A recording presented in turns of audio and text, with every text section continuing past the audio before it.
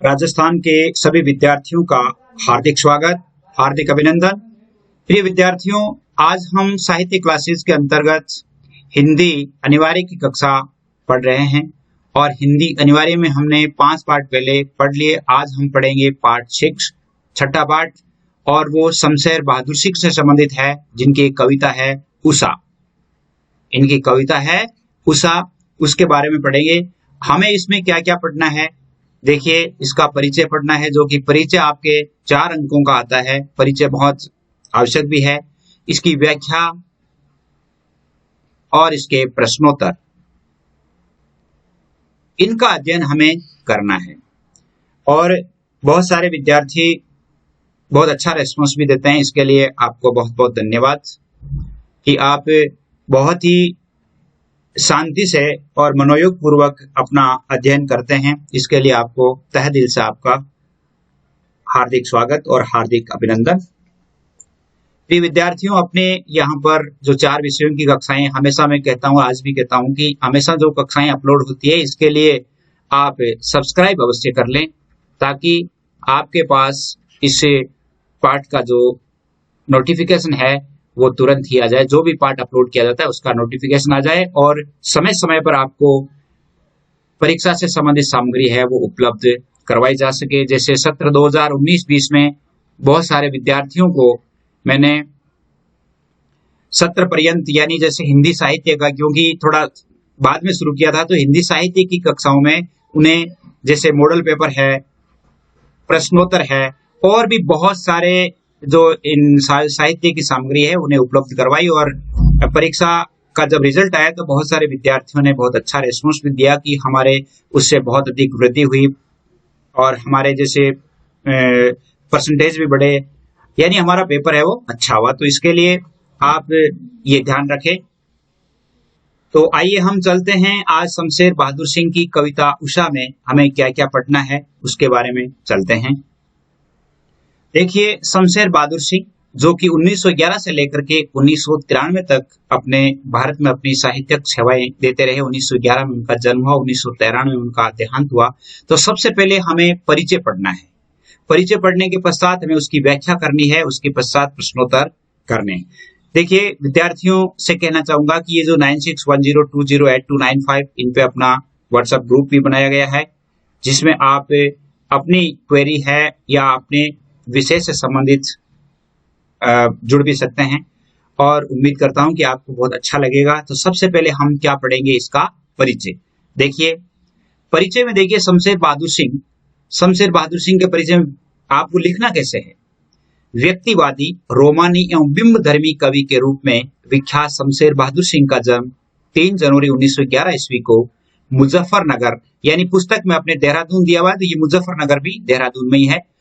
मुजफ्फरनगर देहरादून के एलम गांव में मां परम देवी की कोख से हुआ था। आपकी पुस्तक में इतना नहीं है, लेकिन बहुत अधिक, यानी संदर्भ पुस्तकों की सहायता से आपको आप तक पहुंचाने का प्रयास करता हूं।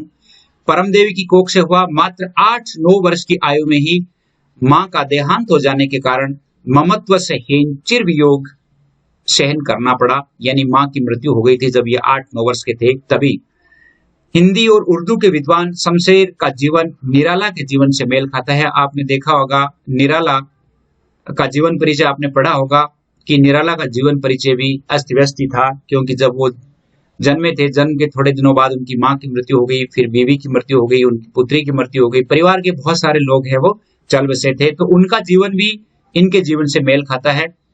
1929 ईस्वी में इनका विवाह धर्मवती से हुआ, जो मात्र 6 वर्ष साथ रहकर 1935 ईस्वी में यक्ष्मा के कारण चिर निद्रा की गोद में समा गई। यक्ष्मा यानी टीबी, उनके टीबी हो गई थी, जिससे क्या है कि वो जिनका देहांत हो गया। इसलिए इनके काव्य में अधिकांश कविताओं का स्वर कुंठित प्रेम का है। इनकी जो कविताएं हैं वो कुंठित प्रेम का है, क्योंकि जीवन में दुख झेलते आए हैं। शमशेर उन कवियों में से थे जिनके लिए मार्क्सवादी क्रांतिकारी आस्था और भारत की सुदीर्घ परंपरा में विरोध नहीं था। मार्क्सवाद और भारत की जो सुदीर्घ परंपरा है, भारत की जो सांस्कृतिक आस्था है, उसमें कोई विरोध नहीं था। कवि एक कविता में कहते हैं, देखिए क्या कहते हैं।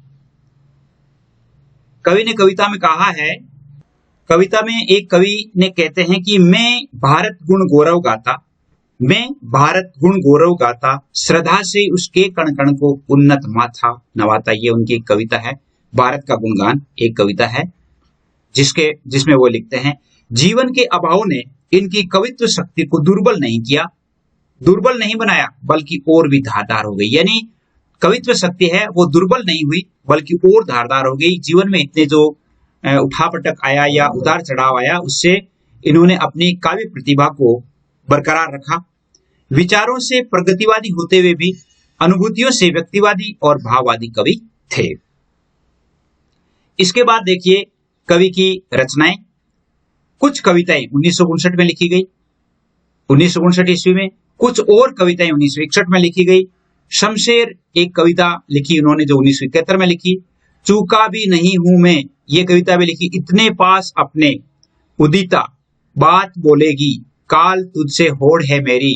और हिंदी उर्दू शब्दकोश का इन्होंने संपादन भी किया, क्योंकि हिंदी और उर्दू के विद्वान थे, तो हिंदी उर्दू शब्दकोश का इन्होंने संपादन भी किया। शमशेर बहादुर की काव्य कृतियों को निम्नलिखित उच्चस्थ सम्मानों से नवाजा गया। कबीर सम्मान 1989 में मिला, साहित्य अकादमी सम्मान 1977 में मिला, मैथिली शरणगुप्त सम्मान 1987 में मिला।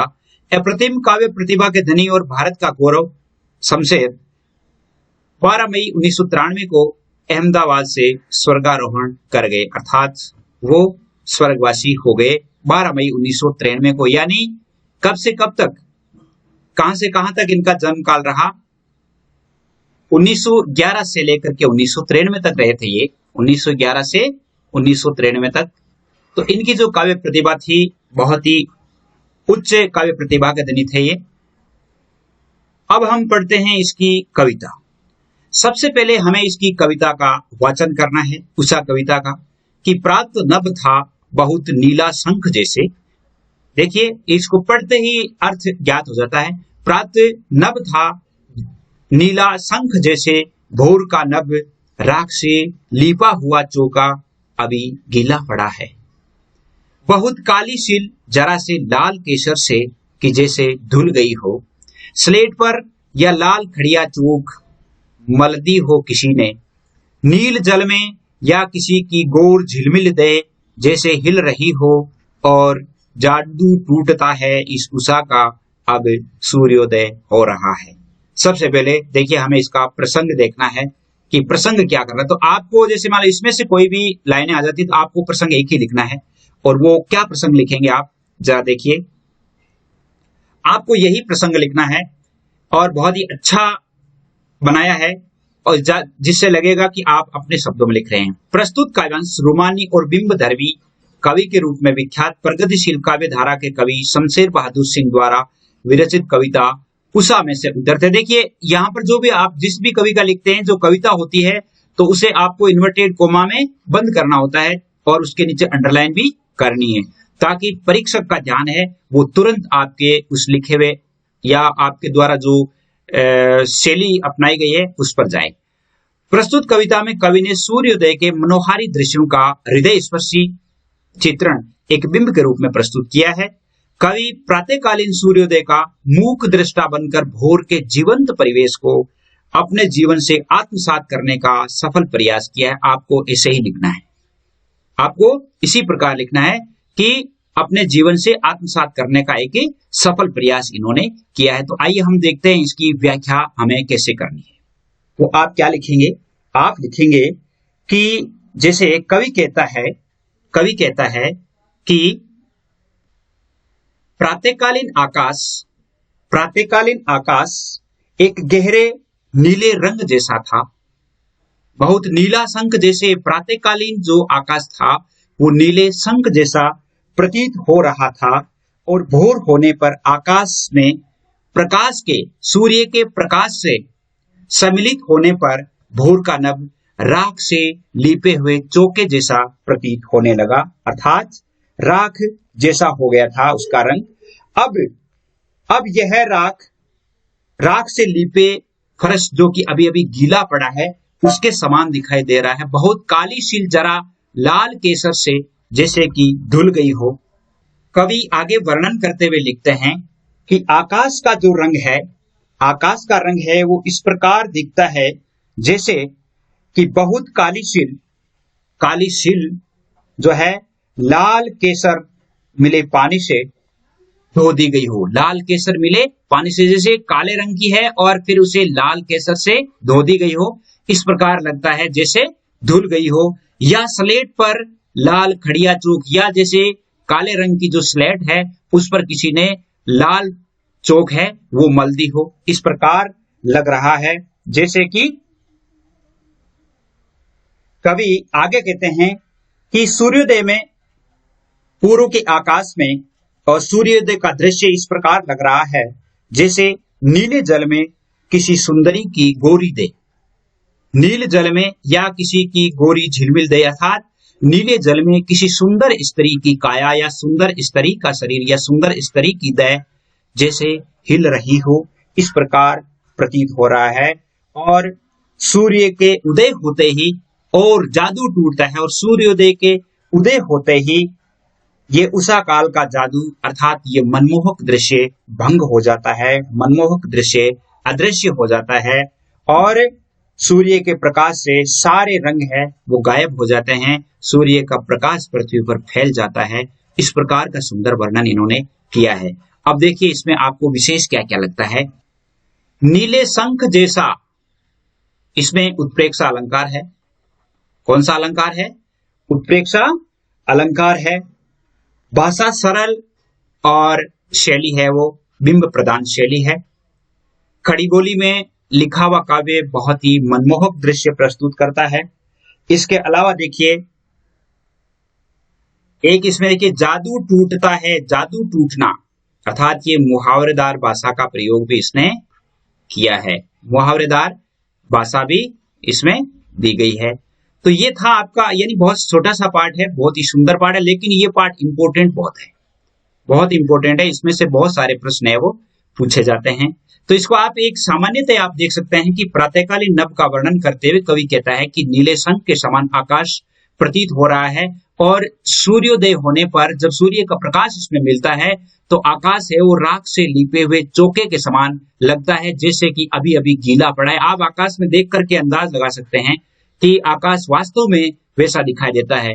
और आकाश की दूसरी उपमा इन्होंने किस प्रकार दी है कि आकाश इस प्रकार लग रहा है जैसे काली सील है वो लाल केसर से लाल केसर से काली सील पर लाल केसर मल दी गई हो और उसे धो दी गई हो, जैसे धो दी गई हो, जिससे ऐसा लगता है। और स्लेट पर ऐसा भी लगता है जैसे स्लेट पर किसी ने लाल खड़िया चौक मल दी हो। लाल खड़िया चौक के मलने पर जो रंग होता है वैसा भी रंग दिखाई दे रहा है। और आकाश की जो उपमा देते हुए कवि कहता है कि नीले जल में या किसी की गोर झिलमिल दे, ऐसा लगता है कि जैसे आकाश का रंग इस प्रकार दिखाई दे रहा है जैसे किसी नीले जल में, अर्थात जल में किसी की गोर वर्ण काया या गोर वर्ण शरीर की प्रतिमा है वो झिलमिला रही हो, अर्थात अपना सौंदर्य बिखर रही हो, इस प्रकार लग रही है। लेकिन जब जो जो सूर्योदय होता है, सूर्योदय होता ही इसका जादू अर्थात मनमोहक दृश्य है वो समाप्त हो जाता है। तो ये था इसकी व्याख्या और इसका कवि का परिचय। उम्मीद करता हूं आपको पसंद आया होगा। इनके प्रश्नोत्तर बाद में आपको करवाए जाएंगे। जय हिंद, जय भारत।